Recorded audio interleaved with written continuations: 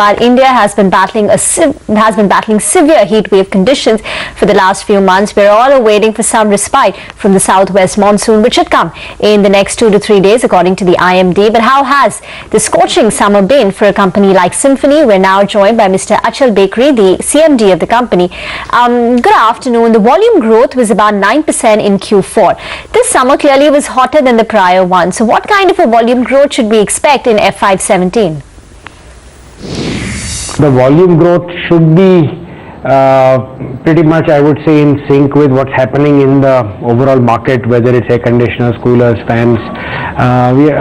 We believe it should be something in the range of 25 to 30% for the industry as a whole, and we should also be pretty much in sync with that. All right, Mr. Bakeri, then that point's well taken. So you're hopeful about volume growth, but what about realizations? We know that the revenue growth was limited to a meager 2% growth in realizations. Now, with increased demand, do you expect pricing power coming back? What kind of revenue growth can we expect then?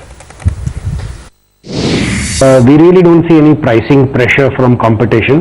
The reason why we haven't revised our pricing is significantly is because our costs have been lower, and there is, if you really look at our margins have improved significantly. So really there is no there is no need to revise pricing. Moreover, the pricing is really a result of the model mix. So maybe in that particular quarter, maybe the lower value models sold in higher quantities than bigger value models. That could be one reason for the price, the not so significant increase in the revenue in realizations, average price realizations.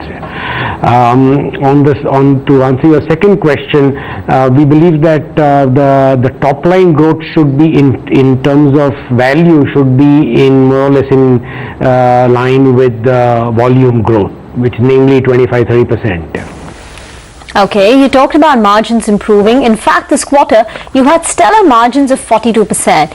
So is there scope for further improvement in margins given the fact that commodity prices have started bouncing back and pulled back a tad bit? No, we don't really expect the margins to be significantly higher, maybe a few basis points higher. Again, if you look at our track record, then our margins have consistently improved, year after year after year. So more or less that trend should continue, because as we add higher value added models, more innovative products, the market pays more for that. So it's it's a dynamic situation, and margins and pricing are a function of many variables, and we sort of try and make the most of the variables that are in our favor.